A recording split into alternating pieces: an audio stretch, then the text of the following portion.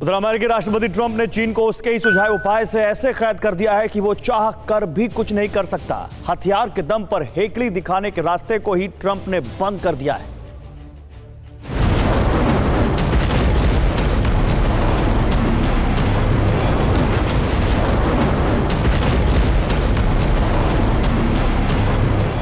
Donald Trump ने ठान लिया है कि आखिरी दम तक एक्शन में रहेंगे। अमेरिका की गद्दी छोड़ने से पहले वो कुछ नहीं, बहुत कुछ कर गुजरना चाहते हैं। उनके चाहतों में सबसे बड़ा मंसूबा है चीन की साजिश का काम तमाम।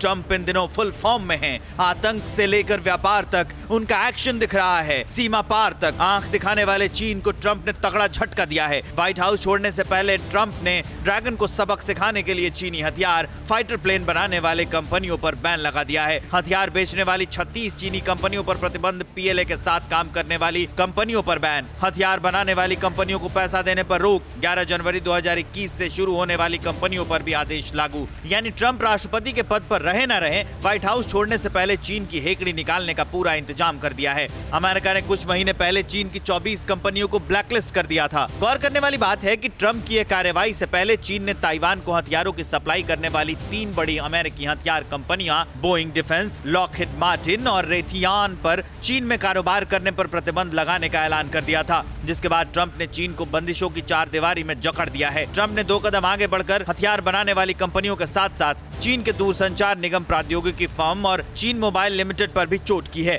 ट्रंप चीनी कंपनी पर जासूसी और डेटा चोरी करने का आरोप लगा चुके हैं। बहरहाल दक्षिण चीन सागर में दोनों देशों के बीच तनाव की स्थिति बनी हुई है। पहले तो मैं सीसीटीवी तक देखने नहीं गया।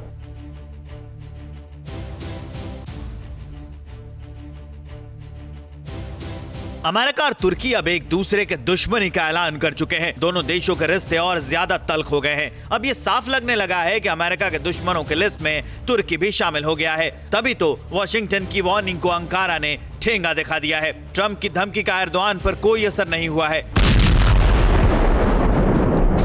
अमेरिका की चेतावनी के बाद भी तुर्की रूस S-400 मिसाइल सिस्टम इस्तेमाल करने पर आमादा है। तुर्की ने यह भी साफ कर दिया है कि वो मिसाइल सिस्टम का इस्तेमाल करते रहेगा। तुर्की के रक्षा मंत्री ने एक बार फिर दोहराया है कि उनका देश अमेरिका के लगातार विरोध के बावजूद रूस की S-400 को इस्तेमाल करने की प्लानिंग कर रहा है। रक्षा मंत्री हुलूसी आकार ने कहा है कि तुर्की आर्मी S-400 मिसाइल प्रणाली को तैनात करने की तैयारी कर रही है।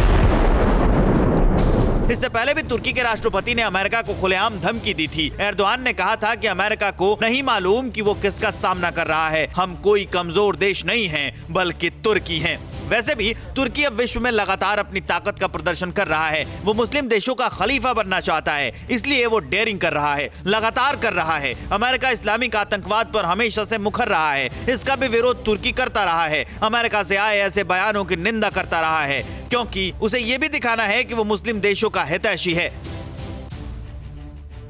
हथियारों के मामले में तुर्की की स्थिति ठीक ठाक है। मतलब देश के हिसाब से उसके पास हथियारों की संख्या अच्छी है, दुनिया में मुखर भी रहता है। हाल ही में आर्मेनिया अजरबैजान की जंग में तुर्की ने अजरबैजान को हथियार भेजे थे। फिर अजरबैजान ने तुर्की के हथियारों के दम पर आर्मेनिया में काफी तबाही मचाई थी। उसी के माध्यम से तुर्की ने दुनिया को यह संदेश पहुंचाया है कि वो भी दुनिया की ताकतों को चुनौती दे सकता है। धुआं धुआं सा ये शहर क्यों दिखता है, सुना है बाजार में धुएं का सामान बिकता है। ये दिवाली सिर्फ दिए वाली।